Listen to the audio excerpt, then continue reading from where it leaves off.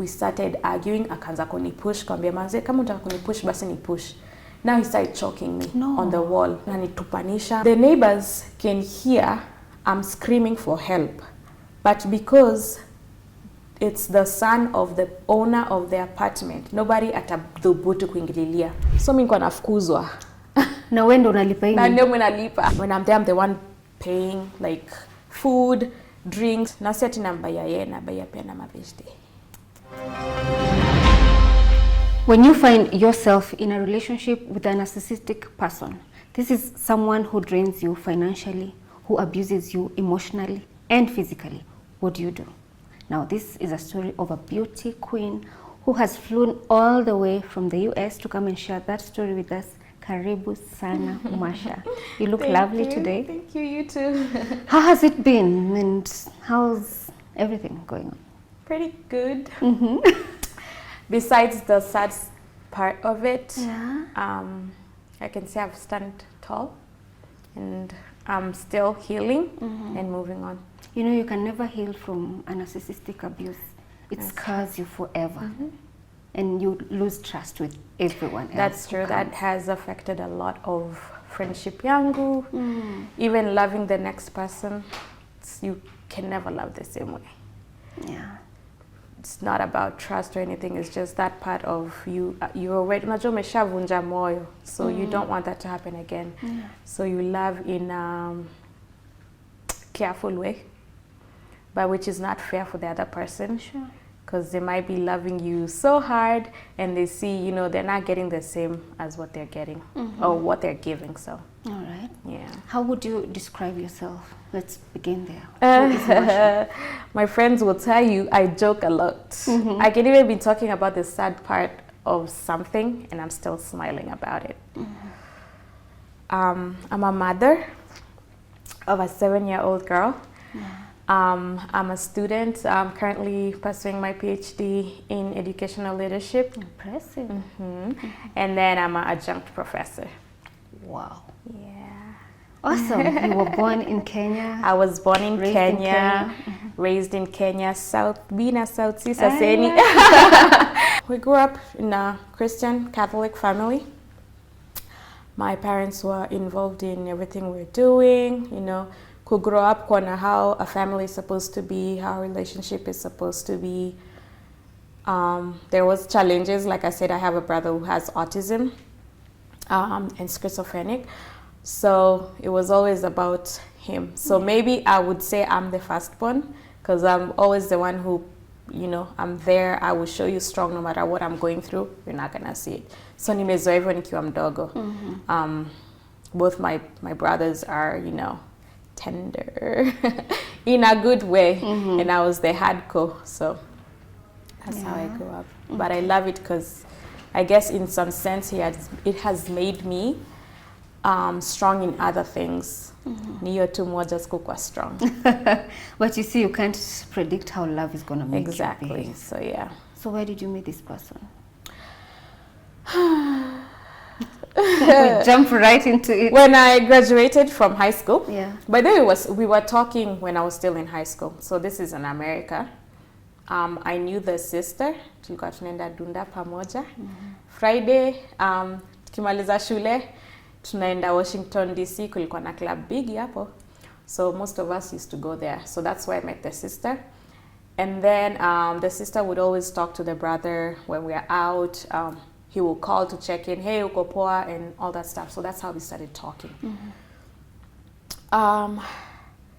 Sadly, the first red flags, zilianza hiyo stalking stage. He was mad that I did not know he's a celebrity. I'm like, first of all, let me tell you, we are 7 years, he's 7 years older than me. So even if you are a celebrity, I might not know you, you know. Also, was he a celebrity in Kenya or in Kenya? In Kenya. Right. I think even straight from high school, they were doing music. Even the guys he was in the group with are now big people. They're pastors and they do connection and things with the gospel artists from here. So that was the first red flag, right? Nimejamiwa kwa sababu sijui mtu alikuwa celebrity. mpaka nachezewa wimbo nasema I don't know that. Nikaambiwa niko na maringo. I was like, well, I'm sorry that I didn't know. Nikanyamaziwa for maybe a month or two, and then he started calling me again. And then we started talking. I was visiting. Now there's the red flag. I'm the one who's coming to visit. He was living in a different state, which is like five hours from me. So me, I'm the one who's visiting all the time.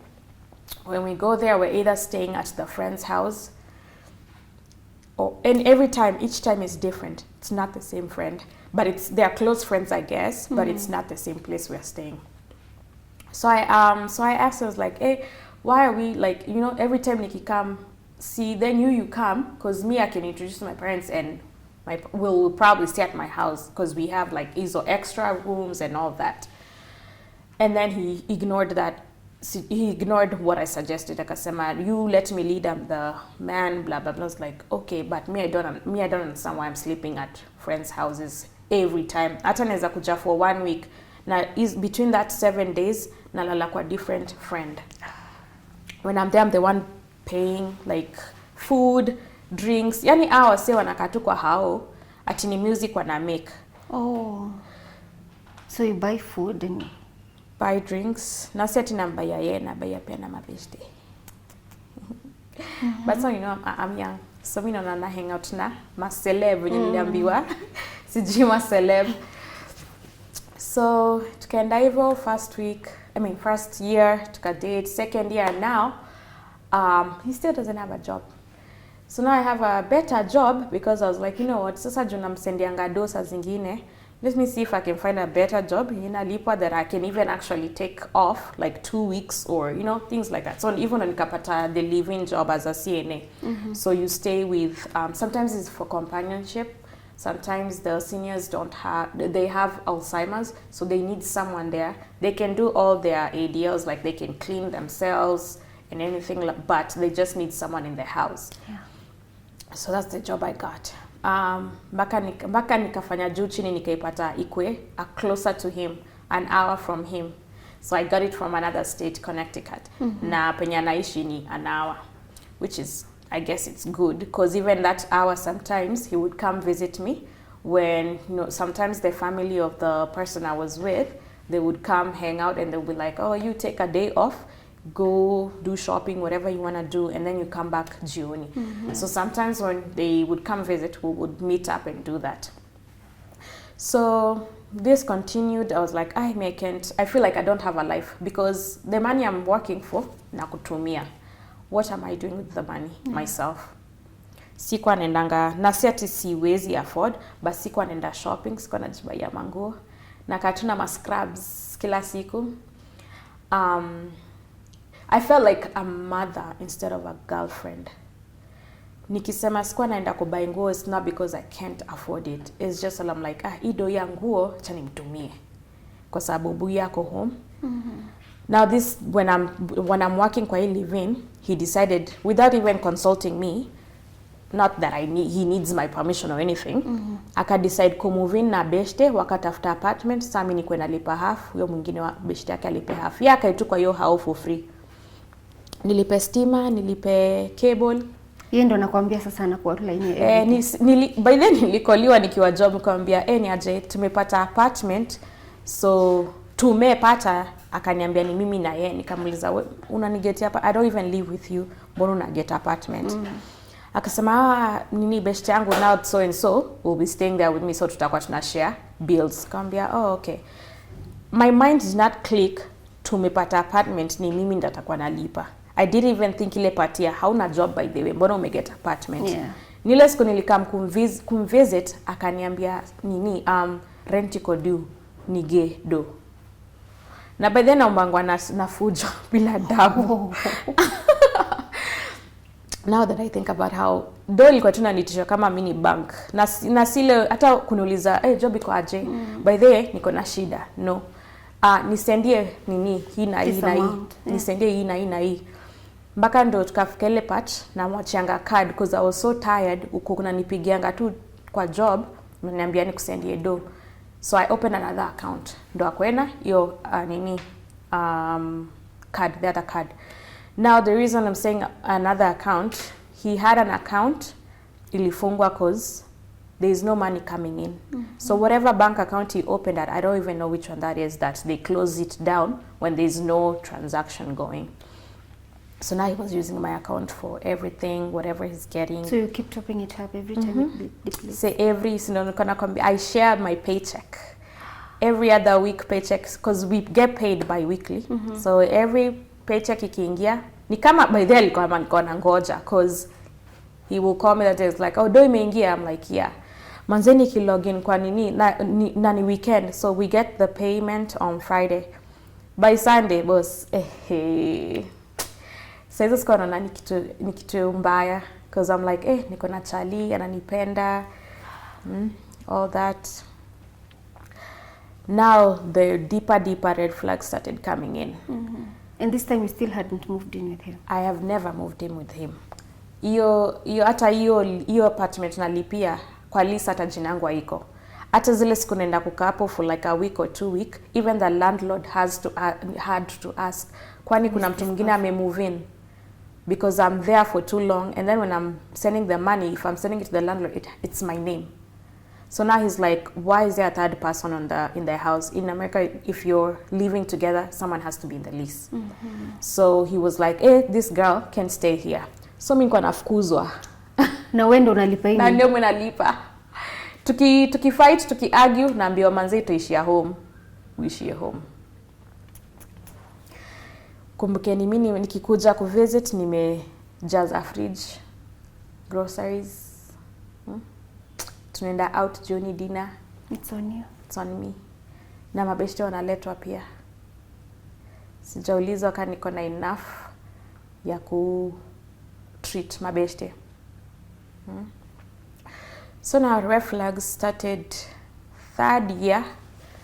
Akiishi tu na ubeshte. Bado na baadaye nalipa rent, right? Beshte yake akakuwa na dem. Now I have some of my things, makeup, all that stuff in that house. Beshte yake dem akikam alikuwa anatumia vitu zangu.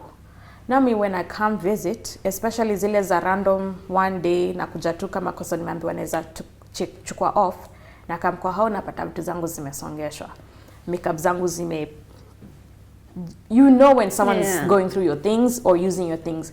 So nikamuuliza, niaje vitu zangu zinatumiwa na nani? Akaniambia, labda ni Demia so and so. Nikamwambia, okay, so why is she touching my things? Like, kwani na vitu zangu by the way ziko kwa room. So how is she getting access to go in the room? Akaniambia, wewe sasa hizo ni story gani unaleta? Nikamwambia, I'm asking about my stuff when you're asking me that question. Nilisukumwa. Ile kusukumwa na nguvu, ni kama una fight na chali. Nilisukumwa kwa floor, nikadunda. Na beshte yake amesimama hapo, alafu huyo dem sasa akaingia kwa hao. Nikamuuliza, are you the one using my makeup? Akaniambia, yeah. Nikamza kwa nini? Akaniambia, oh, I didn't think it was a problem. I don't know you. It is a problem. Unajua, na hata kama unaweza ngoja ujiintroduce na nikwambia ni sawa tu, unaweza kuwa ukizitumia, courtesy. I might respect someone's things, especially the fact that I don't know you. Naanza kuambiwa ati unaleta drama, manze itabidi umerudi home kesho. So you were kicked out? Kwa sababu I was kicked out. Hata nilikuwa nimeofariwa kurudishwa hiyo siku. Nikasema mimi nayo siendi kwa sababu ungoje ni buy nguo, not nguo. Food, alafu uniambie niende home kudu. So ungengoja nisibai hizo vitu zote kwa ulikuwa unaona hii ni issue. Na nilikuwa nimemuuliza, That's how long after you started dating? 3 years. Now that's the physical that's starting. Before that it was madarao and how I'm being talked to and stuff like that. So that was the first red flag of the physical abuse, but I didn't take it didn't click that that's something that happens. Now there's one of my friend who was my best friend, and by the way, this relationship has drained me. Nikikwambia lose how many friends, I lost even my personality. Like these things I had to start learning how to do again, things that I used to do. I stopped doing 6-7 years kwa relationship. So one of my close friends was also his friend and knew the ex-girlfriend. Now when I told my friend what happened, ya kusukumwa, akaniambia, hey, by the way, Lily, most of my close friends call me Lily. Akaniambia, hey, by the way, Lily, acha nikwambie tu kitu. Huyo ex wenye alikuanga na yeye, wenye waliachana, it was because of domestic violence. Na alikuwa amelala ndani. Now I remember back then, alikuwa ameniambia tukianza kudate ati nisiwahi mgoogle. No, me, I didn't think about it. I thought it was ile googling, yeah, kwa sababu yeye ni celeb. I was like, okay, why? I don't want to Google you. I don't care. Like, I really don't care that you're a celeb. Because first of all, I didn't know. So it's not like I want to be with you because of that. Yeah. You were genuinely exactly into this. Yeah. Exactly. Yeah. So best yangu akiniambia ati alilala ndani, nikamuuliza, by the way, unajua kuna siku niliambia nisimgoogle, akaniambia hebu enda uangalie. I go Google this guy. I find alilala ndani, domestic violence, penye alikuwa ameishi ikabidi wahame, like it was so bad. So nikaenda nikamuuliza, when ulilala ndani juu ya domestic violence na ex wako? Akaniambia alidanganya blah blah blah. So me nikamwambia, how then, why did you sleep in? Akaniambia, after nililala ndani dem alikuja akasema she was just kidding. How do you say you're just kidding about someone sleeping in jail?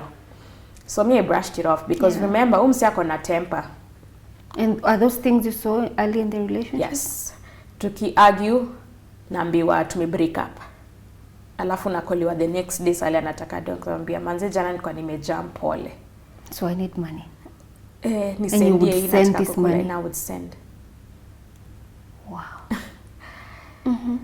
So that conversation did not go well, by the way. Of me confronting him about that, it did not go well. We didn't talk for like 2 weeks or so.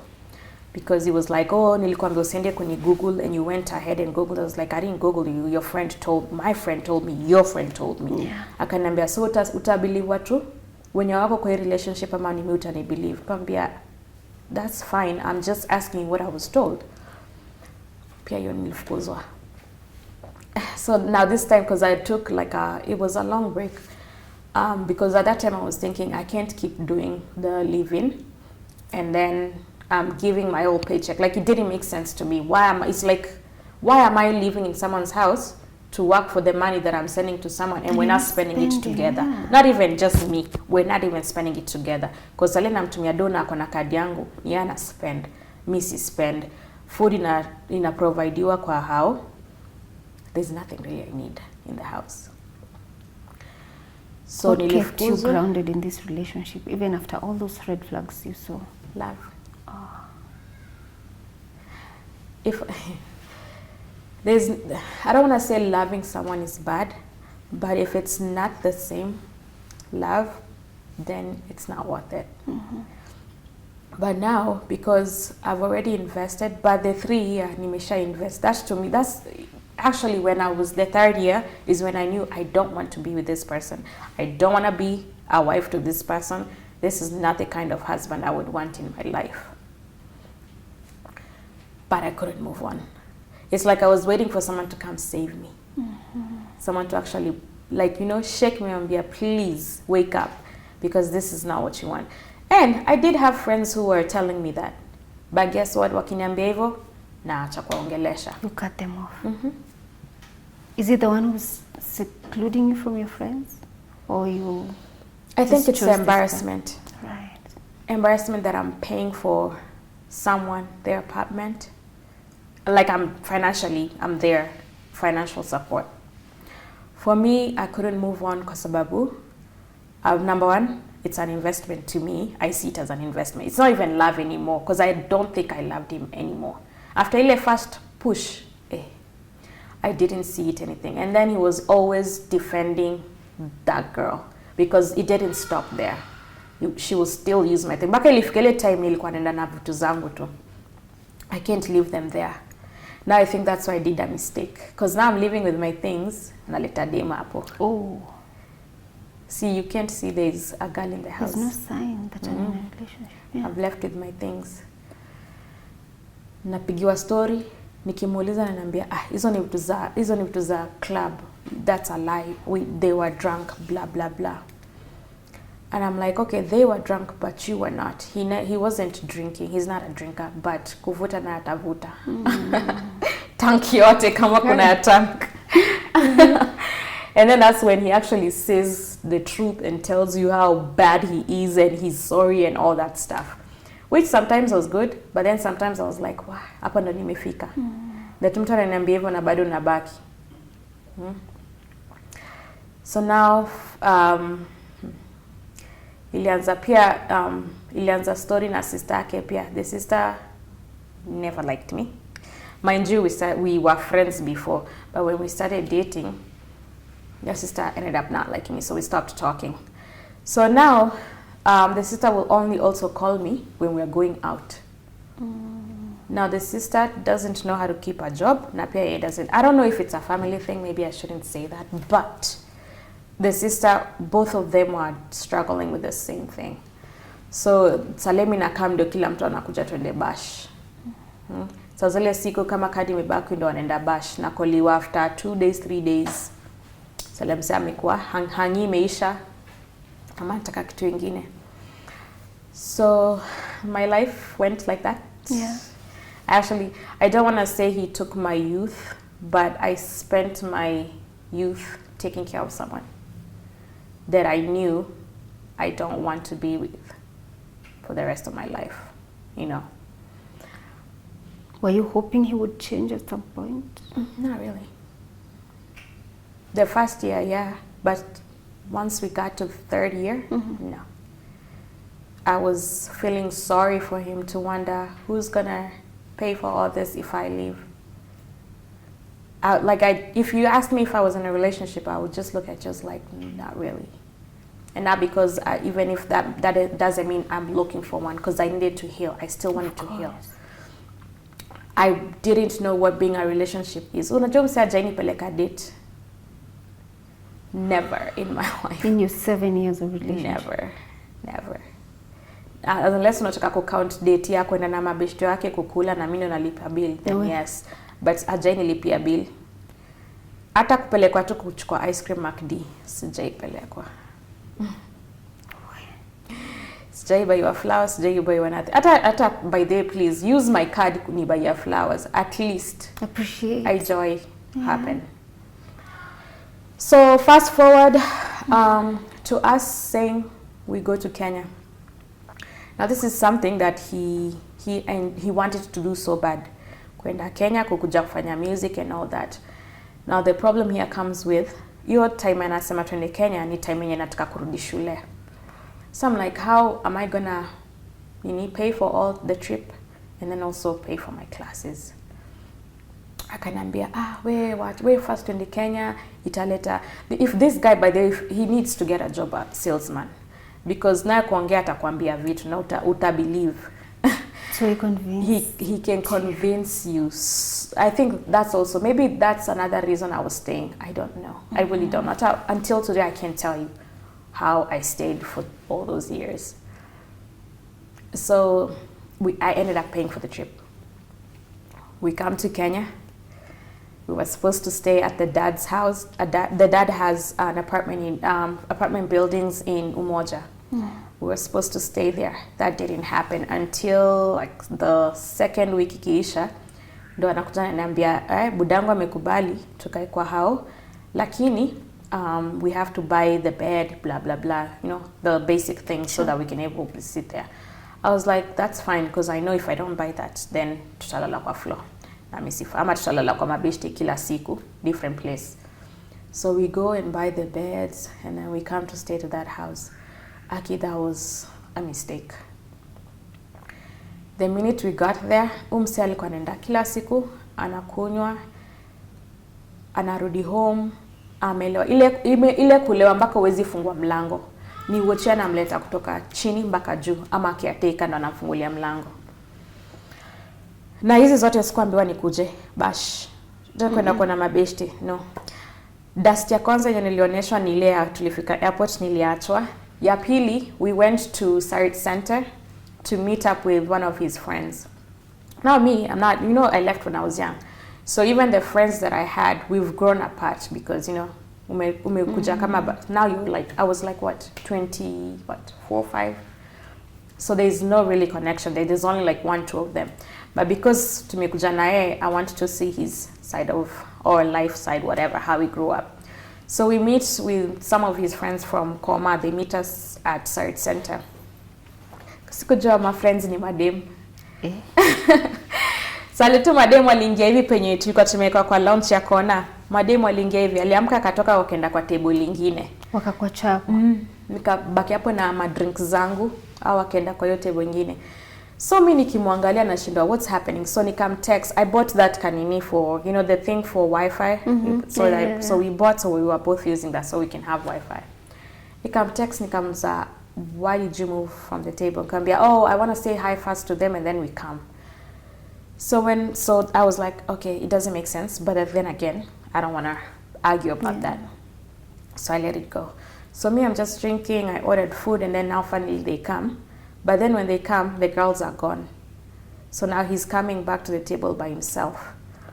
Are you paying for all the drinks? Akakuja na receipt. Where? It didn't take that long. Maybe I should say that. It take 30 minutes, lakini alikuwa shawaodia drinks and whatever. Akakuja na receipt, akakaa nayo hapo. Alafu tukaitisha nao food, why we came there. And then the person we were meeting now came there. One of the guys alikuwa nao kwa group. So we hanged out, and then after we were finished, I was told no bill. Now when the lady comes with the bill, the waitress, the lady, and now I remember I was feeling embarrassed every time because, you know, I think here people are so used to giving the guy the receipt or the book, whatever has the, you know. So now he gives it to him, and then anasema, patia huyu. Oh my. So I'm like, really? So even you act like you're gonna take it, you wait for her to walk away, and then you give it to me. So dem alinipatia macho akaniangalia like, why am I the one paying it? That I felt so embarrassed that day. So I paid the bill, and then now we went to Koma, now where he grew up. He was going to show me. Him and all those friends, they had a group together while living in the same neighborhood. So he went and showed me where they living. Guess what? Tutapatana nao mademu walikuja kwa Sarit Center. Wow. Kumbe they had pangad, they go meet up over there. Now me, I'm in the car.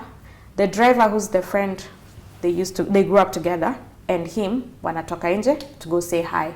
Mimi nimeachapo kwa gari. So I'm like, I'm expecting him to come say, oh, this is my girlfriend. Yeah. Nothing.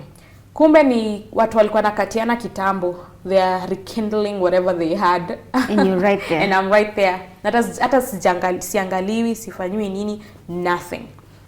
So beshte yake ndo akakuja karudi kwa gari akaniambia, oh, this is someone they grew up with. I was like, yeah, I already know that, but why, you know, like, mbona, hata niambie tu, hata sema tu sasa, hata usiseme medium yako, that's it. You know, nothing like that happened. I was like, okay, I'll ignore. Again, I'm avoiding conflict because this person has anger issues. Ukumbuke nimekuja Kenya, nilitoka Kenya nikiwa mdogo. Kinifukuza hapa ndaenda.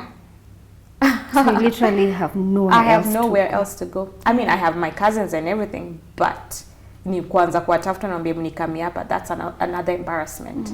You came with your boyfriend and now, you know. Tukenda the same day tukenda club. I think it was penye Thika, kuna mall hapo inaitwa Geo Mall. TRM, yes. Kulikuwa na club hapo tulienda. He brought his friends, I brought my friends. So we hanged out, everything. Kila mtu alitisha manyama, sijui choma, sijui nini. Guess who's paying the bill? It's me. Of course. Sikuulizwa kama niko na enough ya kulipa hii bill or anything. So now because you're paying for your friends, I guess I have to now to pay for my friends because you decided to pay for the other table, which does not make sense.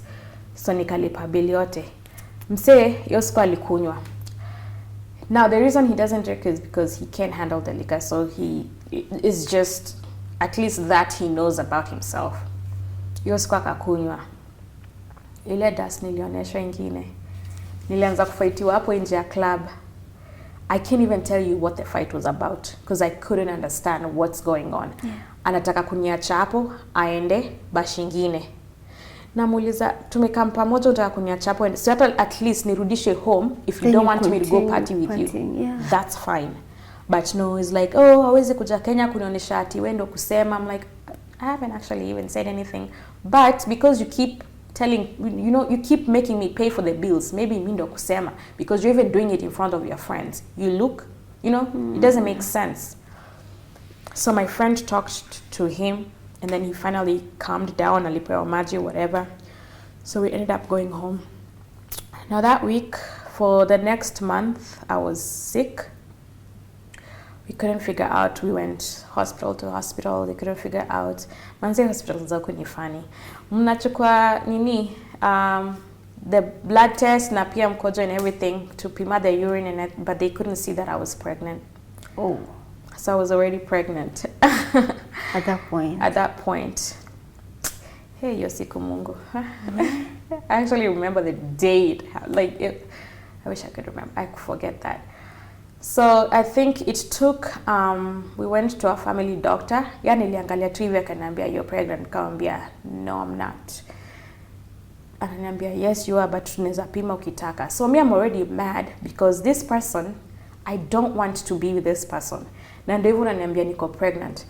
I stormed out of the doctor's office and I went and I started asking for a taxi downstairs. Now the nurse na yeye wananifuata mbio downstairs kusema just come, we pima so that we know if it at all is pregnant or not. So me, I'm mad because of I'm pregnant, who the pregnancy is for. So nikakubali, the nurse talked to me nicely, nikakubali, tukaenda up, wakapima urine, and then I was pregnant. How did I sat there. We didn't even leave until like an hour. Brother yake akakam kutuchukua because I couldn't move. I'm here thinking, I've taken care of this person since 2011 to go 2016. I've taken care of you financially. Umenifanya matendo zote za hii dunia, and I've stuck by you. Now I'm pregnant. I did not think I would ever. Now this is something that I am forced to now stay with you. That's how I saw it as. Yes. Because now I have a pregnant. You know, I grew up not seeing that once you get pregnant, you guys have to be together. Tuzenye tunafundishangwa na ma African parents, yeah. You know. You have to be in a family unit. I cried. Tukakamiwa na brother yake, tukaenda Umoja. Buda yake was also staying. The dad usually visits back and forth. So the dad was staying over there. Tukaenda kwa hiyo one of the apartments penye babake yuko. We told him, I'm pregnant, right? Tuliulizwa, mtachunga mtoto aje? Now I don't know if that question was for me or for him, but that was what we were asked. Wakaanza kuargue hao wawili. Mimi nikajitoa pole pole, so I went upstairs. That guy didn't come back until probably after 2 days or whatever. So now, good thing, one of his friends that were in the group together, one of the wife, we got to be close friends. Actually, you met her today. Oh, nice. So she came and stayed with me during the day. Tujui penye chali alienda. So simu iliuzimwa. Didn't bother to say, oh, I'll be back or whatever. So I'm like, okay, it's whatever. I'm kind of used to this idea. Because even back home in America, when we would go out together, kijam, na chanishwa hapo, hata kama ni state different, 5 hours from the house, that he loved doing that. Okay, call out for some things that he's doing, he would leave me there. Drive the car, go. Me, I figure out how to get home. Nishayachanishwa kwa airport, alikuwa anafai kuni pick up kwa airport. I had to figure out how to get home. Simu zimezimwa. Would you often refrain from bringing up issues so that yes, you don't? Because I'm always told I'm the problem, or nita make it. If we talk about it, it's gonna be worse, because this person doesn't have accountability. Everything that he does wrong, lakini si ni wewe ulifanya nifanye hivi. Yeah. Si ni wewe uliniambia hivi, so what did you want me to do? Ama anakunyamazia, so there's no accountability. Unaongelesha ukuta. By the way, unaweza kapo onge deep into your heart. Atakunyamazia tu akuangalia, ngoja umalize. Ukimaliza, chalia na mka naishia. Either anaenda kwa bedroom ama anatoka kwa hawa nishia. So this journey of being pregnant in Kenya, we ended up staying for longer. We came for 3 weeks, but we changed our tickets to leave in January. Big mistake. I'm still the one fitting all the bills of eating, whatever. I connected him with one of my friends who's an actor and was doing some project. So akamgie gig. So remember when I was saying I share my paycheck. So mse alilipwa do ilifichwa chini ya kitanda. Not that I knew ilikuwa hapo. Ni saa zile yenye nilikuwa na need do ya kufanya kitu because I couldn't use my card anymore because you see we came for 3 weeks. Yeah. I can't keep using my credit card. I can't keep using all my money. So, and I know you just got a gig. So, nikaitisha pesa nikaambiwa sina. Nikamuuliza, nilikuwa nukingia hapa na bahasha, nilikuwa na do. Akaniambia, oh, hiyo si do yako. Akamwambia, I know that, but I'm asking so I can do something. And then if you want me, I can give you back the money. You're actually loaning yourself money. What? Right, from your boyfriend. Nikaambiwa siwezi kugea hiyo do iko na mahitaji yake. Akamwambia ni sawa tu. So nikacall Masa akamwambia mama niaje. Nige do nataka kufanya kitu. Kaniuliza nini? So now because I was told to change the ticket, I have to find the money to change the ticket. Yeah. And by the changing the ticket is never free. Especially I didn't even have insurance on it because I knew I was coming for 3 weeks, you know. And nearly end up kulipa double of what we paid to come. Nikaambiwa mimi nijipange na mimi ndo nimeconvince wapo nikasema enye vitu zenye tunafanyanga madem. So I agreed. So I called my mom. I was like, "Hey mom, I want to hata sikusema I want to stay here kidogo so that at least I enjoy nimezoea kukaa job. Napiga tu job 2 weeks, 3 weeks whatever." Akaniambia ni sawa tuenda kutumia. Nikatumia nikachange ticket. Hiyo ndo alipewa hata hakuna food ilibaiwa. Nothing. Siwezi kuambia penye ilienda. Siwezi kuambia kenye ilifanywa. Nilikuwa tunaona msanii ingia kwa room na lock natoka na do. Sasa nisione penye imewekwa.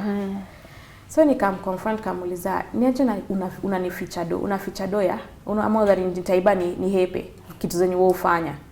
Akaniambia, "Sasa umeanza kuongea vibaya." Akamwambia, "No, like seriously, make it make sense. Why are you hiding the money?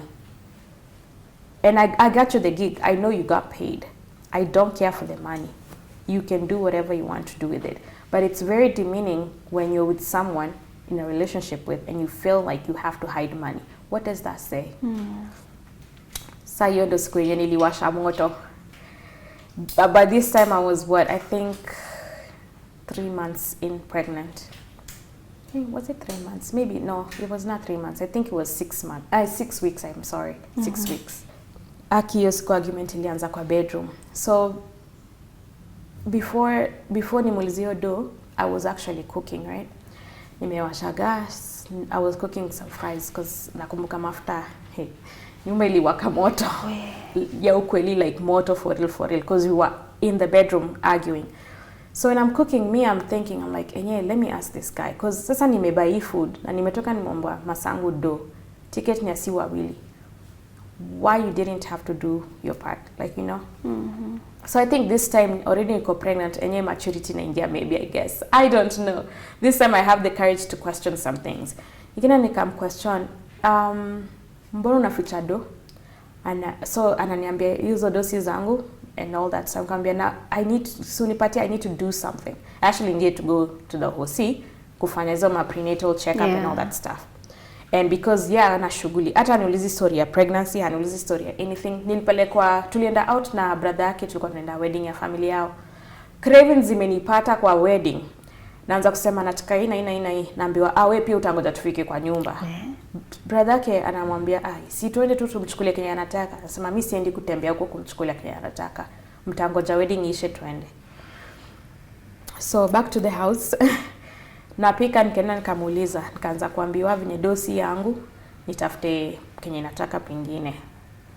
So tuka argue. Nimesahau nimeacha food ikiiva kwa kitchen. I start smelling smoke. Tukiingia kwa kitchen tunapata harufu imewaka. So imagine how long if we kept arguing. Na hata argue iko imeisha, argument haijaisha. Ni sababu smoke na nusa smoke. Nikaenda kwa nini kitchen nikapata roof is on fire, like half of the roof is on fire.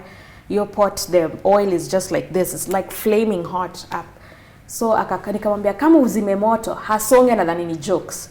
So me now, I open, the caretaker was next to the door. Me now I go open the door kumwambia ebu kama nini ucheki kenye kuna happen, nimwambia bishta yako na hasongi. Ndo saizi Salama ona akitaka ameingia ndo akona ni serious. Akatoka kwa room ati sasa anataka ku take control. Like this whole time nimekwambia uamke, you're not doing anything. You know? It doesn't make sense. So kiateka wakazima, wakaanza kusema, manzi hatuwezi ambia Buda. Kwambia mbona sini hao yake simwambia kenye imefanyika. He is worried about being asked what were we doing when it was, you know, the thing was on fire. So now brother yake akakuja the same day too. Akakuja kwa hao. Anauliza kwani what were you guys doing for real? Akaniambia si ni udem ananizushia bla bla bla bla. Nikamuuliza si useme ukweli why we were arguing. Akaniambia ati hebu kwanza toka hapa wanaume wanaongea. So naambiwa nitoke kwa living room wanaume wanaongea. Nikasema sawa tu. Nikaenda kwa kitchen. Whatever they talked about I don't know. Brother yake akaishia. Sasa hii ni like 6-7 p.m. Nikatoka kwa room nikamwambia so tunakula juu nimeshaungusha food. Akaniambia wewe jipange. Kama ni sawa tu niko na do nitajipanga. But in my head I'm like really? Sasa mimi niko na do ni yetu. Sasa leo uko na do ni yako. It's okay. Nikalengea story juu tusha argue. Akakuja kwa room sijui nini akaniambia manze now this one I couldn't shut up. Yani nilianza tu kutoa kila kitu. I was so angry that I've been holding on to things. I said a lot. I can't even recall what I said. We started arguing, akaanza kunipush, kwambia manze kama unataka kunipush basi ni push. Now he started choking me on the wall. Ananichoke, and then this guy is so tall. He's 6 something. And then big. Ananichoke kwa wall, ananitupanisha. Mind you, mlango ilikuwa imefungwa na padlock. The neighbors can hear I'm screaming for help. But because it's the son of the owner of the apartment, nobody atadhubutu kuingililia. So hii time yote nachapwa na kumwa kwa wall, nachokiwa. Even damu inatoka kwa mdomo. So me at that time I'm thinking it's my child, you know. Like sasa damu inatoka. Naomba please niache. You can even just leave or I can leave. Bado tunapigwa, I'm fighting back, napigwa kwa ukuta, narushwa sijui wapi, na nyongwa kwa floor. I don't know how the caretaker opened that door because the padlock was locked. I don't know how he opened it. He opened the door, he was there, akatoa huyo chali juu yangu, alikuwa amenikalia juu, ananinyonga, na amenikalia tumbo saa hizo. And then his eyes were already red. So he himself alikuwa shaona tu blood. So I thank God for that caretaker because I promise you kama angekuwa kwa hiyo house, sijui what else would have happened. So akaingia, akamtoa juu yangu. Every time I remember, I think this is the part where I can't. Every time I remember that day, I don't know. Alimtoa juu yangu, me now I'm coughing blood out, I'm talking na hema tu vibaya. Now I'm like, you know what, I have to go to the hospital. Hata ajali kama nenda hosi, akaenda huko chini kulikuwa na unajua tu umoja, kuna kaloko lapo. Akaenda huko chini akasema, mimi nimetoka. Akaulizwa na caretaker unaenda wapi na wewe ni mgonjwa. Anaambia hizo si shida zangu. Akashuka akaenda kwa kaloko la kapo akaanza kukunywa. So now the caretaker is like, do you want me to take you to the hospital? Akamwambia no, because ukinipeleka maybe pia wewe utachapwa kwa sababu umenisaidia ama budake pia itakuwa shida. Nikajipeleka Mata. Nilikaa hapo for 2 days. He didn't bother calling me, come to check if I'm alive or nothing. My mom's sister had to come check on me because now at that time I've told my mom I'm in the hospital, but I didn't tell her I'm pregnant and I didn't tell her what had happened. Nilimdanganya, nilianguka kwa cord, nilitega, nikaanguka I was bleeding, so I was worried what was happening, so nikajipeleka hosi. Kaniuliza nani yuko wapi, nikamwambia alikuwa ameenda, before that alikuwa ameenda shoot. Na by the truth be told, the next day alienda shoot for 2 days. Shoot yenye nilimconnect. We were supposed to go together. Akanidanganya ati hata shoot, flashback kidogo, anilidanganya shoot imekansoliwa so that I don't go. Kumbe walikuwa wameleta madem. Ndo wende after shoot wa bash kwa hao, ilikuwa like an Airbnb. So it's someone's house who's renting it for shoots and things like that. So niko hosi nangoja nikoliwe. I'm like, this guy, he's not calling me. Nikauliza best yangu, nikamwambia, unajua pani so and so yuko? Akaniambia, so alisha shoot na I thought ulikuwa umeenda shoot. Nikamwambia, no, mimi niko hosi. Hebu come.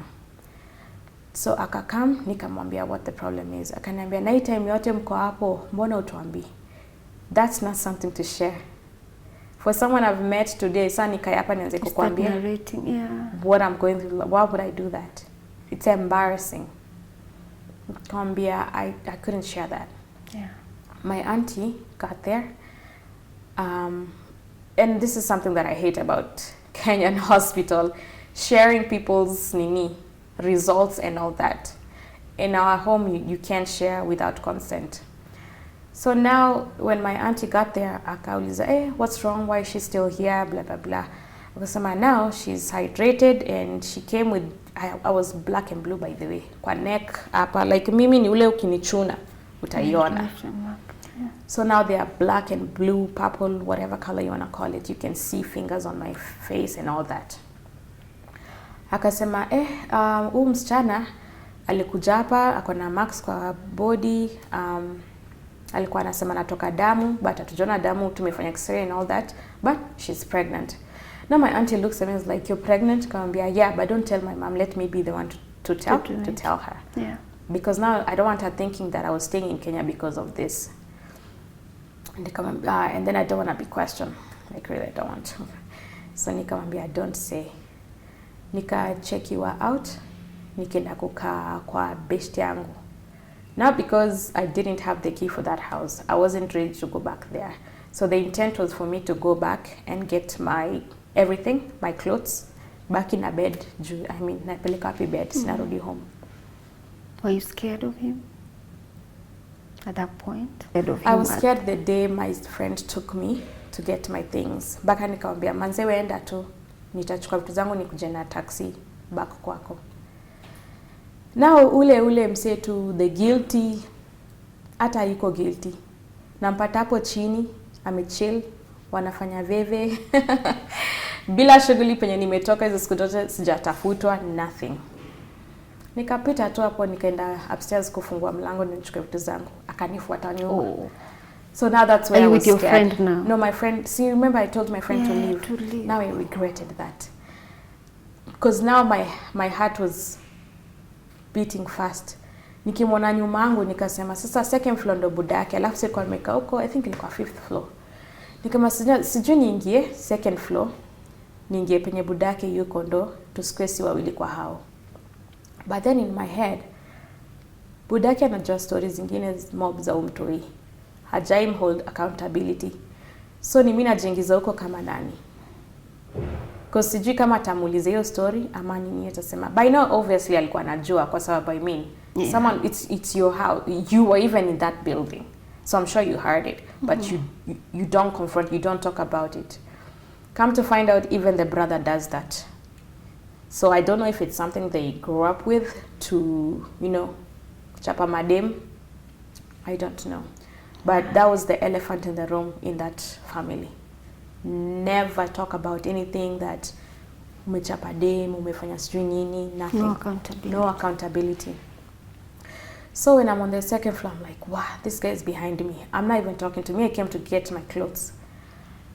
Nikapiga kona kwa hiyo second floor penye budake kwa. I didn't go in though. Yakapanda juu. Nikarudi chini, nikaenda kwa caretaker hao ya caretaker kwa first floor. Nikamwambia, mimi manze, ndaka hapa na ngoja msi atoke, nende nichukue vitu zangu. Caretaker kaniambia, mbona unataka kwenda? Nikamwambia, ni venye nakaa. Kaniambia, lakini si unabeba mtoto. Nikamwambia, and when has that stopped someone from leaving? Akaniambia, usifanye hivyo, usivunje nyumba blah blah blah. Hey, lakini kupenda msi. That guy should talk to me to stay. I stayed. No. I stayed. I want to be there to understand the conversation that happened the moment you decided you're staying? Niliambiwa navunja family. He's blaming you for it? The caretaker said, don't vunja the family. Yeah, but what about your boyfriend? He didn't say anything to me. So after caretaker finished talking to me, he climbed upstairs all the way to 5th floor.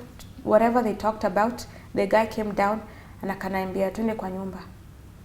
Na sile na empathy or nothing, or even I'm sorry. Niliambiwa tu twende kwa nyumba kama ni mtoto. Na niliamka nikaenda kwa nyumba. What was your plan at this point? I had no plan. I had no plan. I know that I did not want this guy to be my child's father. Or not even father, let me say dad, because there's a difference of being a dad and being a father. Sure. But sasa naendapi. I can't call my family, because now that's an embarrassment. Nimechapwa huku, nimekuja na mtu nikachapwa, ndo sasa nawatafuta. You know. Tulika kwa hiyo hao for the next month, the whole December. Very weirdly. Very weirdly. Kuna siku nilikuwa nalala kwa floor. Ile floor nilisema sitalala, nilikuwa nalala kwa floor. Kwa nini anakukataza usilale kwa bed? Not really. I can't be next to you. Like, I was so disgusted that I put myself in that situation.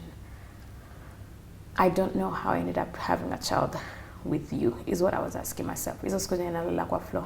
Na hata ukijua kama mtu anakupenda unalala kwa floor, si kujua niambie kama uingie. Yeah. Na si kwa tunaenda kwa floor ndo kujua niambie hivyo. But there was nothing like that. No empathy. Wewe lala tu kwa floor kama unataka. Msee alikuwa anaenda na kula downstairs, anarudi kama amekula. Not that sina do ya kukula, but if we're in a relationship, are we not supposed to eat together? Are you not supposed to ask me, leo tunakula? Kama nikupikia niendelee kupika venye nilikuwa napika? Nope. No conversation, nothing. For a whole month. For a whole month. Ilikuwa kam, naambiwa ni hata siambii by the way, hata sasa kuseme kuambiwa. There was nothing I was being told. Msana natoka naishia.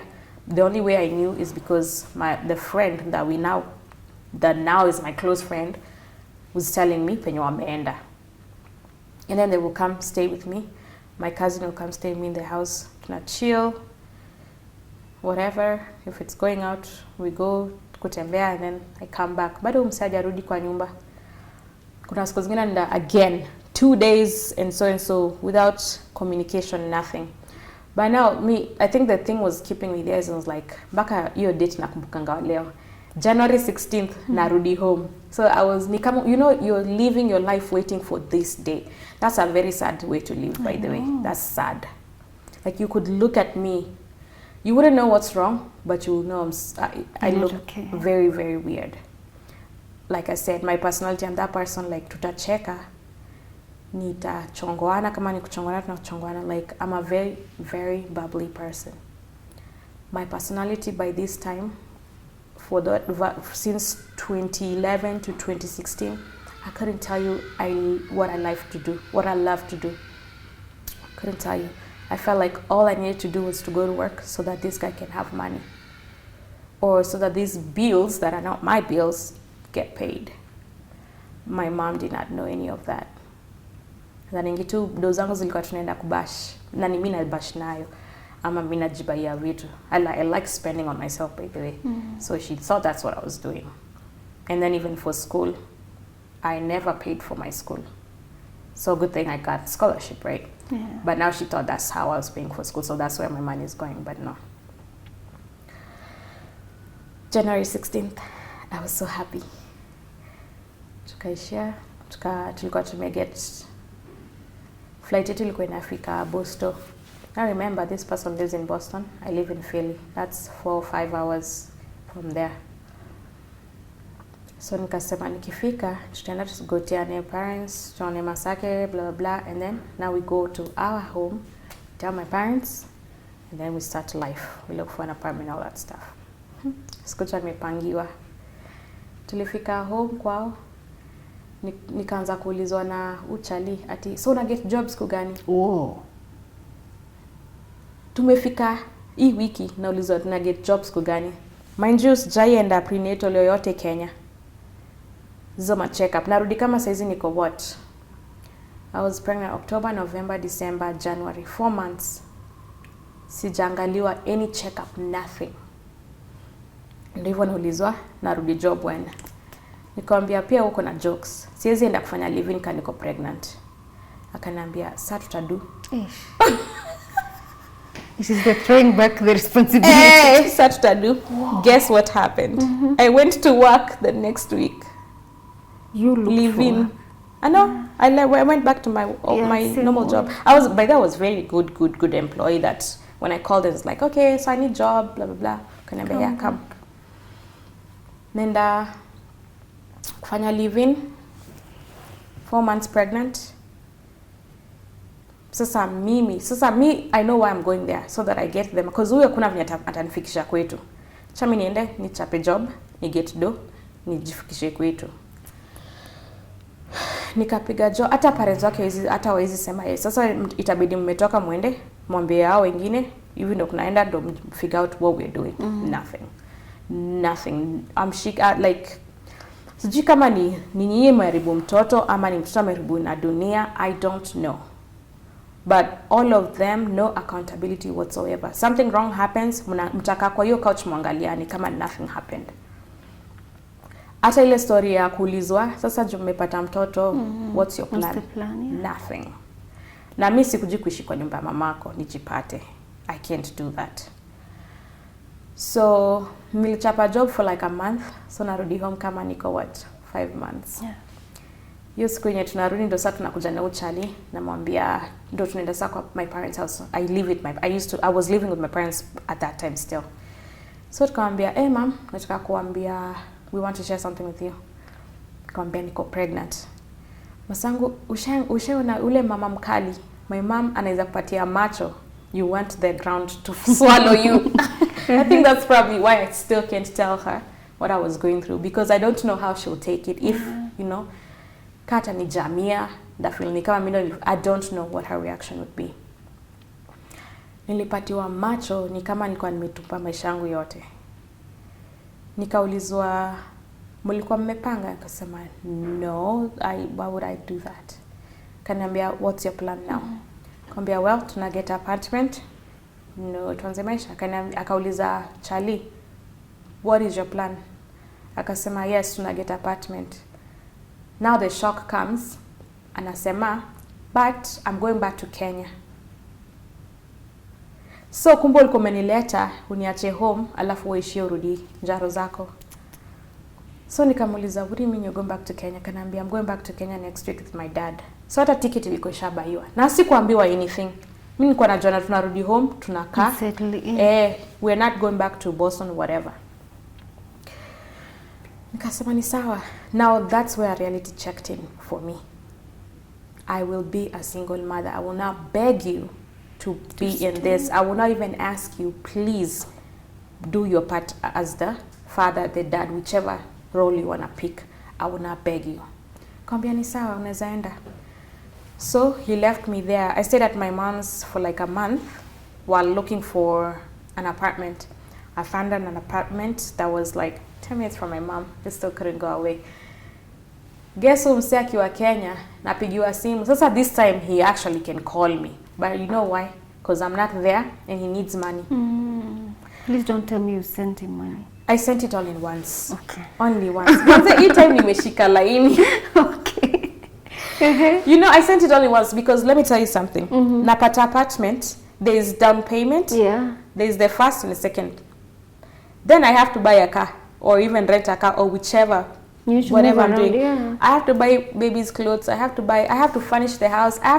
Everything is on me because clearly wewe stories zako ziko Kenya. So enda Kenya. Mpaka nadanganywa nenda kushoot movie. Na si movie. Umsa alikuja hapa mpaka alika January, February, March until June is when he's calling. I stopped talking to him the first time he asked me for money. He got there a week so akaniambia, nimefika poa, blah blah blah, we're going to be starting shooting this so and so and so. I was like, okay, good luck, right? He calls me and say, na need do ya kufika huko. Kambia, okay, let me send it to you. That's where I learned my lesson. Nilimsendia do sikusikia from this guy for weeks. Na si ati nilituma do kidogo. So that's why. So now I was like, okay, so if I send you money, You go have your fun. You finish. Then you call me. That was the last he had from me. Did he try to call you? He did, but he was not calling. He was texting me. Nisendie, buy food. Nisendie. Me, I will just look at the blue tick and let it go. If you actually wanna, this time you'll be even feeling sorry. If you can't call me to ask me money, you're texting me, so you're already feeling some type of way. You left me when I was pregnant. Me don't figure out where we're gonna live, what I'm gonna feed the baby, and all that stuff. My pregnancy journey was not that easy. From the day you choked me, you just ruined everything for me. It was not easy. I was passing out during my pregnancy. Like I would walk. I walked till I was 8 months pregnant. Because the guy is somewhere in Kenya having fun, going to parties, expecting me to send the money. Nikakoliwa na sistaki around June. Akaniambia, hey, we saw, by then I did, my friends did, posted a baby shower. So now remember I told you we were friends with the sister before, and we have mutual friends. So they saw the flyers, like, so the sister calls me, is like, hey, we want to come for the baby shower. I was like, okay. Mimi sitakukazia, mtoto pia ni wenyu. Mnaweza kama Kenya mnataka kufanya mkuje, right? Alafu akaniambia, oh, na nani anakuja pia? Akamwambia, oh, alirudi. Akaniambia, no, anarudi na hiyo wiki ya baby shower. Akamwambia, okay, kama mshajafika ni sawa. Kujeni kama mnakuja. So the guy showed up and akamwambia, oh, this whole time my mom is asking, uko show hujaachwa? Akamwambia, kata nimeachwa. And so akakuja baby shower. Msiako, I'm getting a child, yes, blah, blah, blah, whatever. So me, I'm like, aya, ulienda Kenya, so you got some sense, I guess, because now you're back. I didn't even have to ask you to come back. So we finished the baby shower that June. July, we got the baby. Nika called one of my friends to look for a job for him, because now there's no way I'm going to work when the baby's here. Yeah. Maybe after 6 months or so, right? Beshte yangu akamgetia job. It was okay for that 5-6 months until alipatana na mtu mwenye anamwambia tena stories za video sijui nini. Now he started flirting with girls. Aka quit job without telling me. So he didn't even tell the job workplace. He didn't tell them that he quit. He just didn't show up.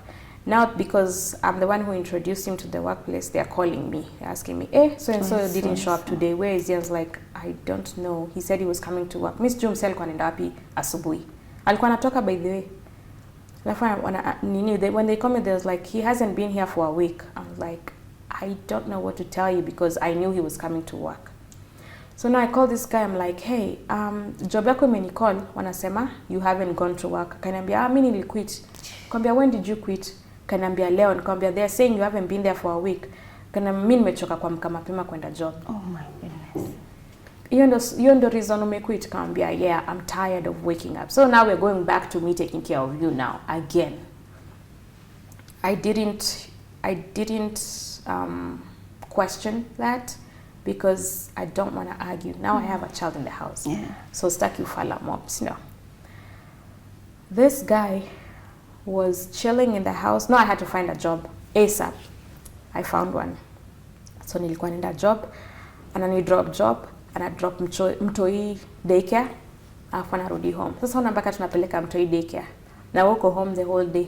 Hizo ni expenses zingine. Hizo ni expense zingine. Manze na kuja kwa nyumba na kupata tu penye ulikuwa umekaa, ndio penye umekaa. Ile kikombe nilikuwa kunyonyea chai ndio bado iko hapo. Nothing has changed since I left in the morning. So ni mimi nakuja ndio tuende tunachukua mtoi. Hata wewe uwezi ona, endea mtoi mapema pia. Si ndio, usingoje ni mimi come. I have never felt like I had 2 kids like that time. I was doing everything. Hata ile nye mnasema mnaenda kwa duka na mtoto. Imagine by then my kid was 9 pounds. Na I was so tiny. How am I carrying a child who's 9 pounds? Wewe unatembea tu hapo freestyling. Mimi ndo nabeba mtoto. Nasukumana na cut everything. So 9 months into him not, doing nothing, tukaenda out of state for a friend's gathering something. We argued about him drinking. It was like, okay, now you can't drink. I'm not drinking either. But if you're gonna drink, you know, jua venye unakunywa pole pole, you know, like we have a child. Akaniambia sasa naanza kumcontrol hata sababu sijui nini. I don't even know what the reasons I was given. Guess what? The guy took everything from the hotel room. Akaishia. Tuliachanishwa kwa hotel. Bila car seat, alienda na gari, alienda na kifunguza nyumba. Tuko 4 hours away from the house. And you were left with your child. And we went with my child there. So umetuacha mimi na yeye kwa hotel juu umejam. Leo si mara kwanza tumeachwa. Hiyo ilikuwa routine. Mkijamiwa mnaachanishwa, mpange venye mnakuja. Now imagine if I didn't have a job for me to pay Uber to come. Or easy places tunaenda if my friends were not there. I can't tell you how many of my friends have rescued me. Godly, ungodly hours to say the least. Ungodly hours. Na call msee namwambia kama unichukue. Some things were just embarrassing, but again, I think at that point, alifanya hivyo. Now that one for the 4 hours, that was my last. Nilimwacha ende hivyo. Alafu nilikuwa nimezoea akiniacha, akienda ni mimi namrudia kwao, alafu namrudisha home. Now because now my excuse was, or my thinking at that time, sitaki kuambiwa nimechukua mtu kutoka kwa mtu. Ama nimemkazia kwa buda sababu tumefight alafu now namkata. So you want to do your part? I want to make sure that you actually, I'm giving you that chance. Hata mimi si stories zangu sitaki. We were not even intimate. Like we were not doing anything. Like I didn't care if you were here or not. That's how bad it was. But now when he leaves, sijui what is telling me to go get him. I will go get him and bring him back home. Yeye akienda kwa hizo nyumba ya parents wake anaenda kusema tumeargue. Anasema ati tumeargue juu ya do, ati nimemwambia hanipei do. So he told his parents he's the one who's working and I'm not. So come to find out pia ati yeye alikuwa analipa rent na kazi yangu tu ni kukaa kwa nyumba. Yakitoka job nampatia mtoi naenda kulala. Yani there was so much. Wow. So much. Mpaka ilifikile part mpaka naambiwa na mama yake, sasa wewe, when there's a time he told the parents that we were gonna move to their house because he's the only one who's working, let's go there so we're not paying rent, blah blah. I'm like, I'm not doing that. Nika new story meisha. There's a time now, a month later, the grandmother died. So now the parents want to go to Kenya to bury the, you know. So I said, okay, I'll come sit house. What do they call it? House sitter. Yes. So we'll come do that. Kumbe, that was what I was told. But what he told them was, we are moving in. You didn't know you were moving in? I didn't know we were moving in. Mind you, kwa nyumba hata tumeacha vitu kwa nyumba, everything. But he's so used to that, he will start from scratch and leave everything that because he's not the one who bought it. If I tell you how many apartments that he's moved out and left things there, and then I have to buy the things again in scratch, to him is nothing. Unajua do yenye hujasweatia, sometimes you don't feel nothing. Not just sometimes. Who feels anything if the money you haven't worked for, right? Tulienda kwa hiyo hao, ile madharau nilioneshwa. When the parents, the sister was alcohol, still probably is alcohol because she has gone to rehab so many times. Nilikuwa naambiwa na sister yake, mtoto si wangu, mtoto ni wao, naweza toka kwa nyumba kama nataka niishie. Because I've questioned, why are you coming like that drunk trying to touch my child? You're so drunk, you can't even walk. You're trying to carry a baby. Why? You know, tabia zingine zenye dem alikuwa anafanya, analeta machali kwa hao. Bash everything. Uko juu, mnasikia tu, yani inappropriate things. And then the brother's not saying anything. So me, I'm like, why am I here? Sister yake ndo akaniambia, see, you moved in, so you're gonna follow our rules. I'm like, I didn't move in here. I don't know what you're talking about. So I asked the brother, I was like, I don't know what she's talking about, she's drunk. So me, I take it as that. Ile siku Masaki alirudi, mimi ndo nasema, hiyo ndo sasa siku tunarudi home. So me, I packed my things.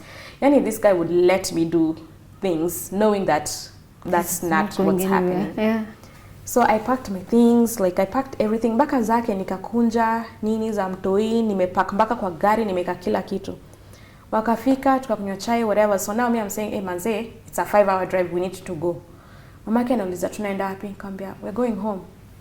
Kanambia nyinyi move in? Nikamwambia I don't know what you're talking about. This is the second time I'm hearing that. I did not move in. I would not live in a house with in-laws. I can't. If it's not my house, I cannot do it. Mamake akaanza kuniambia ati sasa wewe venye unajifanya ile pesa unapetanga kweli unaweza take care of mtoto na familia yako. Now in my head I'm like, what does she mean like that? Ndio nikaambiwa na sasa sitaki naingililia story by the way.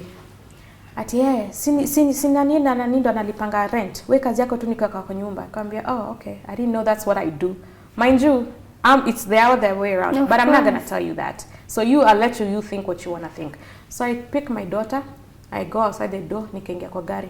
Kama unakuja ukuje, kama ukuje uniambie, nitaitisha Uber na nitaishia. Whatever they had a huge argument in the house. Whatever they talked about, I don't know.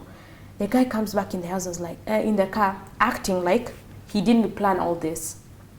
So anaanza kusema ati, oh, mi sipendi kupangiwa maisha, parents zangu wamezoea blah blah blah blah blah. We're gonna go home and cut them off, block them and everything. So mi nakubali kwa sababu, why did you tell me that I moved into your house and my money can't take care of this person? My money has been taking care of your person for Perfectly years. So, yeah. Yeah. So I don't know what you're talking about, but I'm not gonna show you that. Tukafika home, 5 hours later tukafika home. Akaniambia hebu nigie phone yako. Akamblock. Na akablock Masake, everybody pretty much family yote akablockiwa. 2 days later we had an argument. Watu waliunblockiwa, wakaambiwa mimi sijui nini. The guy, you know how you walk into a house you feel like someone robbed you. Nilidropiwa. So I guess 2 days later after they had a conversation, whatever conversation they had, the next that 2 days later na dropiwa job, mtoto yake dropiwa daycare. Kumbe that's the day he's leaving. Didn't tell me anything. I need to drop like the normal usual way. I'm going to work, you know. Akani drop, akakuja home, he packed his, I don't think he packed his clothes. I don't know what he took. Because the house was in a mess. Nilikuwa natoka job because usually sometimes he will pick me. So namcall, hiyo siku alikuwa anafai kunipick. Nikamcall, akamkunipick. The phone is going straight to voicemail. The good thing, my workplace and our house was like 5 minutes. I was like, let me take Uber. Maybe he passed out because I mean, what else would he be doing? Naenda kwa nyumba, nafungua TV mlango, nilipigwa na sijui kama ni, I don't know, you know like when you feel something's wrong.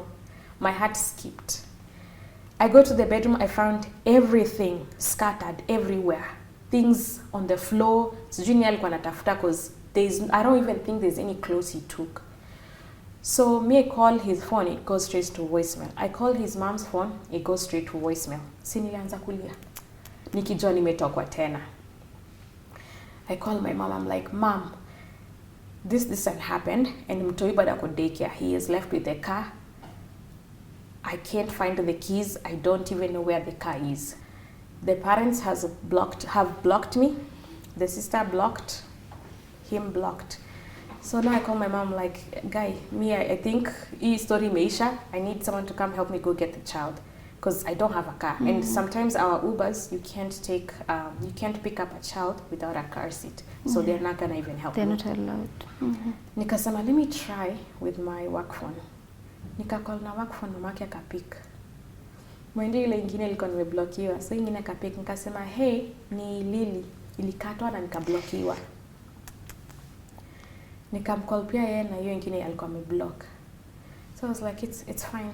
So I think at this time it sink in. I let it go.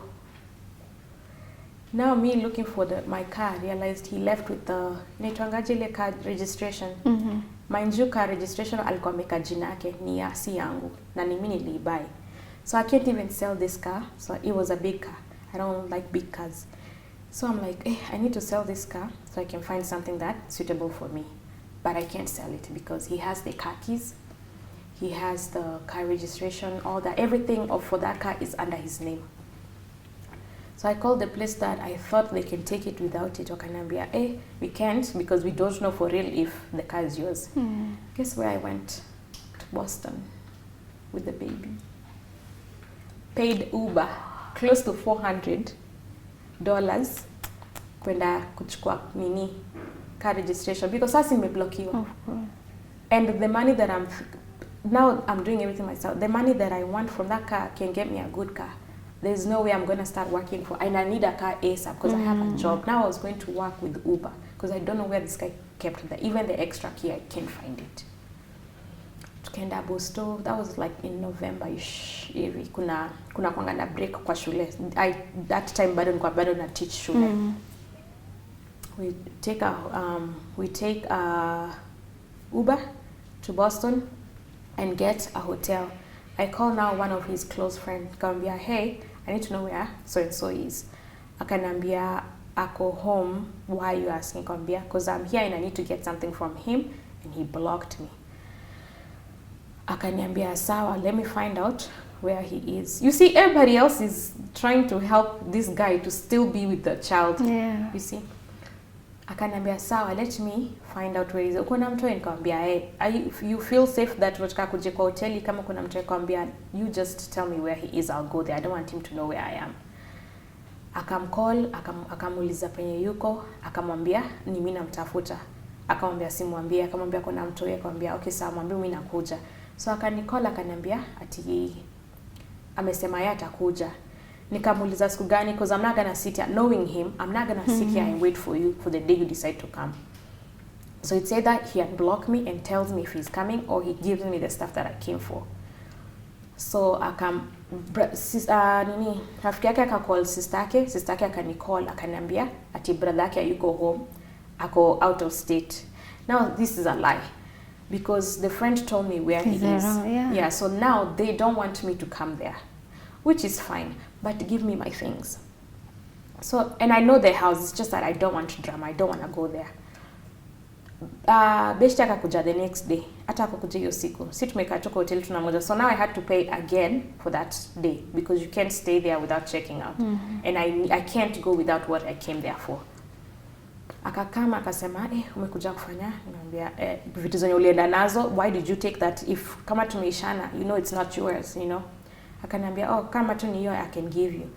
Nikamwambia, no, si kama it's not that. So now I opened up. Nikamwambia, mentally destroy because for 2 months after he left, for 2 months like I was staying home after a job, na kama nenda katu nimelala na mtoi tumelala to the whole time. Like I cut off my friends, everything, cut off my parents. Ilikuwa na masangu ndo na show up kwa mlango. My friends will show up, I won't open the door. They know I'm in there, but I won't open it. They will call me, I will turn off my phone, put it, do not disturb. So hata ukinicall unitext itaziona.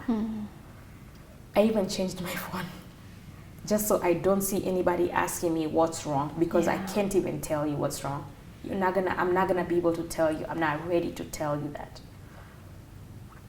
So after I tell him all that, akaniambia, umemaliza? Kamwambia, yeah, do you have anything to say? Kanambia, no, shika paper. Akasign, akangelesha mtoi, akaishia akasema, mnaenda when? Kamwambia, well, I was just waiting for you to give me what I needed to come for. But kwani utaki kuwa na mtoto wako na nimeleta mtoto wako? Kaniambia, unaweza mwacha kama unataka. Oh my goodness. Na wewe uishie. Kamwambia, now you, the person you don't have a job, I leave you with a child. Ndo mfanye. Utamsaidiaje na maisha yako? Nikatukanwa. Nikaambiwa, I'm so toxic. I traumatized him. I made him sick. He was having seizures. I'm the one that You're did everything. But you know what? I think that was the closure I needed. We left the next morning, 6 a.m. Uber back home. Burnt everything. Bado nilikuwa tuna hizo manguo zake. Not expecting him to come back. It's just because I didn't know how to move on. That next step. Sijui venye naanzia wapi. It's just that I can't face. I was so disappointed. I wasted my life. I was crying almost every day. It took one friend who's kind of like a mother to me to take me out of my misery. And when I'm telling you it's misery, it was misery. Nilikuwa napeleka mtoi my appointments. Daktari anaangalia na uliza unafanya? Nikamwambia, what do you mean? I've been talking to you for 10 minutes, you're not looking at me. Mind yangu iko hapo.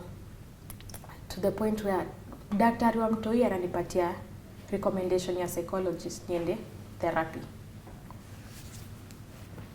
Oh, every time nakuja hizo pepata sikuwa nafungwa. Nilikuwa tunazieka ananiambia, here you need this. Kambia, okay. Nazieka tu kwa bag. Zilikuwa zote zimejaa kwa gari. Never. Because what am I talking about?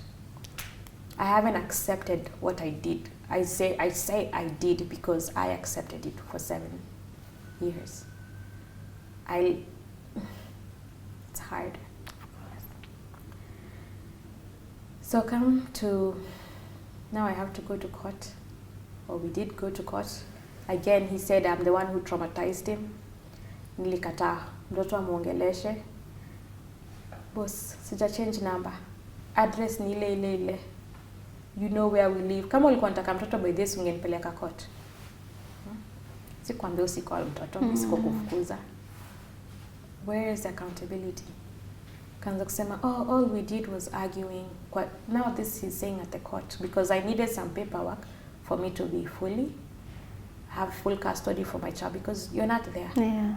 Imagine some mtoto akienda saizi hosi na wewe uko Kenya tu unafanya happy. They won't help the child until the other person consent. And because that person is on the birth certificate or it doesn't show you have full custody, they are going to wait for him. Who seems to be nangojea ati call back. So I took him to court for that. Not that I want child support or anything. I want the paper to say full custody so that I can make decisions for my child that you left. Not because I chased you away. Ulitoka wewe mwenyewe. It was so hard to sit there, listen to someone say how I've traumatized them, I've made them sick, wamelala kwa hosi because of seizures. I was paying for your health insurance, by the way. Where did I make you sick? If I didn't want you to get better, would I pay for insurance? Would I care? No. Did you finally get the custody? I did. Thankfully. I did. It wasn't even a back and forth. Clearly, they asked him, when was the last time you talked to this child? Anaanza kufikiria. Akasema ati, nilimkataza kuongelesha mtoto. Nikamuuliza, the last time you called to talk to your child was 2 months after you left. And then you said I was coaching the child to talk to you and tell you, the child to tell you she's missing you. How am I coaching a child who doesn't know how to talk? How does a child who doesn't know how to talk have a conversation with you without monitoring? Alikuwa na call after Lisa, by the way, alicall mara ya kwanza akasema naambia mtoto aseme vitu za kusema. Nikamwambia ni sawa, next time we call sitaongea. Nilipatia mtoto ile siku alicall phone. Mtoto aliacha phone kwa floor na akaishia zake kucheza because that's the only thing. A kid who just learned how to walk ata have conversation na wewe aje. Alafu akasema that ati mimi niliambia mtoto asimuongeleshe. So everything has been blamed to you, on you. I'll say we both argued, but everything is because of me. You know, accountability. Did you get therapy for all this? It took me a while to go to therapy. Yeah. It took me 2 years to go to therapy. Has because it helped? I still didn't accept that happened. Yeah. It has helped, but I'm still healing. I don't think you can heal from such things. You can learn how to talk about it. Yeah. But you can't heal. And you're saying this is the first time you're ever opening up? This is the first time. How do you feel about this? I feel nervous because of People the don't friends know. that I'm not sure. Some of the friends noticed that, you know, my personality is not there. Manzi nilipotoka kwa house sijali venye nakaa. Nimevaa mavitambaa. Nimevaa tu t-shirt yote nataka. Like I looked bad. You lose yourself in this mess. Didn't care like how I looked. Ulikuwa uniongelesha niulize niko aje na kuuliza utaifanyia. I was so bitter Took me 2 years to get over that. And then slowly by slowly, when I started going to therapy, took me a while still to tell my friends, okay, you are right, I was going through this. Yeah. Because they did notice.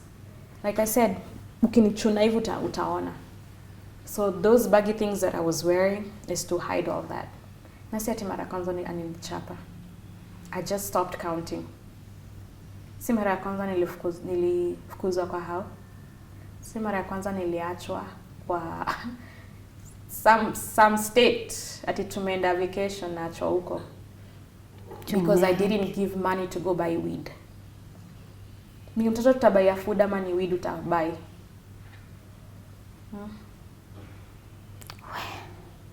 You chose to talk about this today because a lot of girls go through domestic violence and they blame themselves.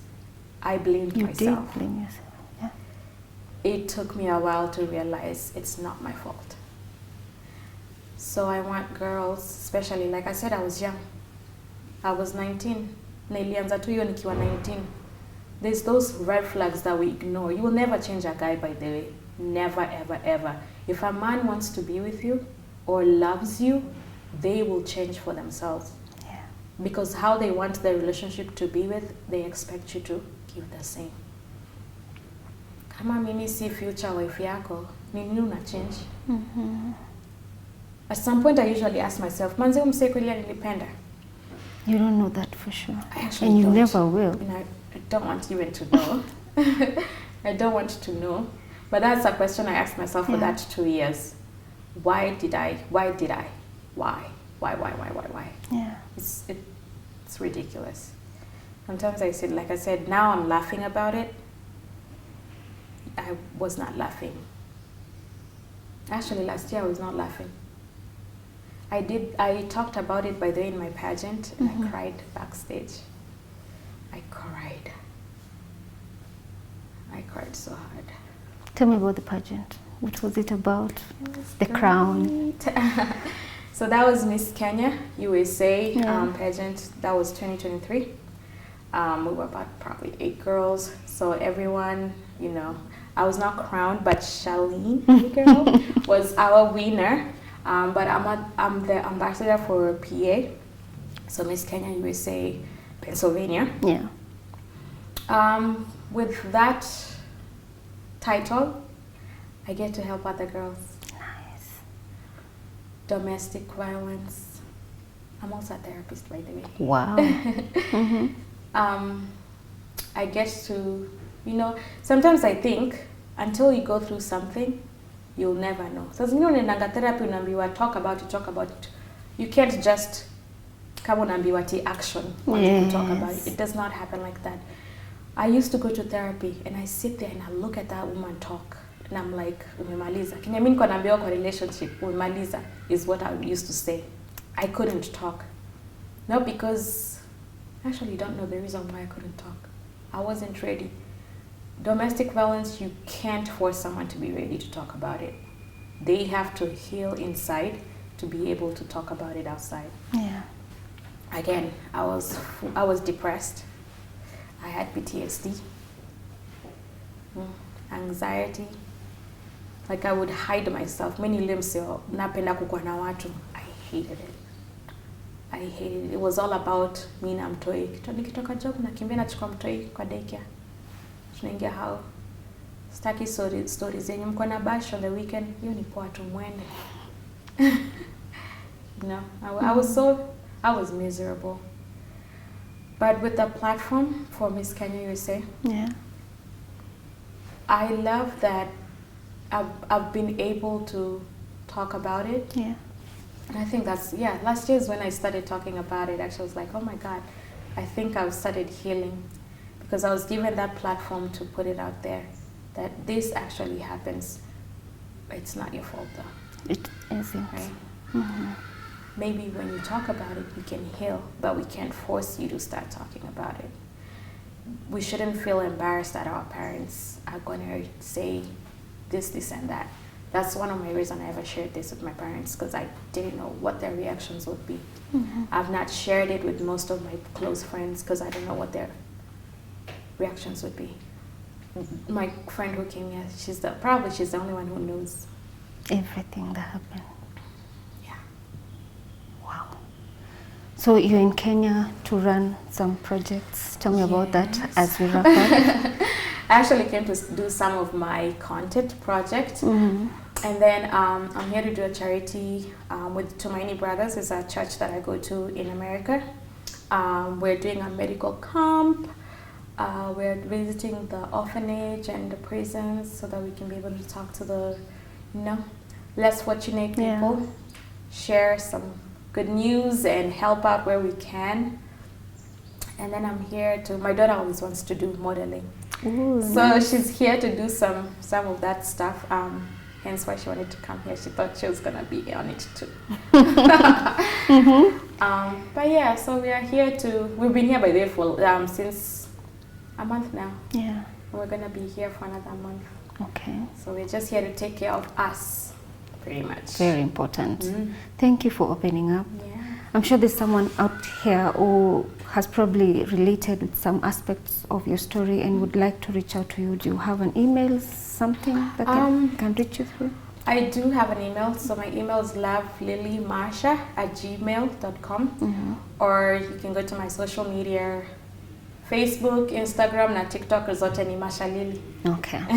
Thank you so much for taking your time to even reach out and come here and share your story. You're so welcome. And choosing to actually just reach out and say, hey, Yvonne, I want to come and sit with you and have a conversation with you. It means a lot that you trusted this process, you trusted me with your story. And speaking about it for the first time really means a lot. I hope Mommy back in the US, when she sees this, it will create some sort of a platform for you to have a conversation about it. And then I hope so. Do you have any message for the for other her? mothers who their daughters are going through the same thing? Some of them don't, they're not ready to share it. So. True. Yeah. Do you have a message for Mom and your Love daughter? You. And Zara, I love you too. All right. Well, Tuko family, that has been quite the dramatic story, but with a lot of lessons for us to draw from. Are you there and you're looking to this story, you're looking at our guest and wondering, how can I pick up the pieces of my life and start afresh? She did it, and you can do it too. So thank you so much for staying with us till the end of the show. My name is Yvonne Kawira. Keep it Tuko.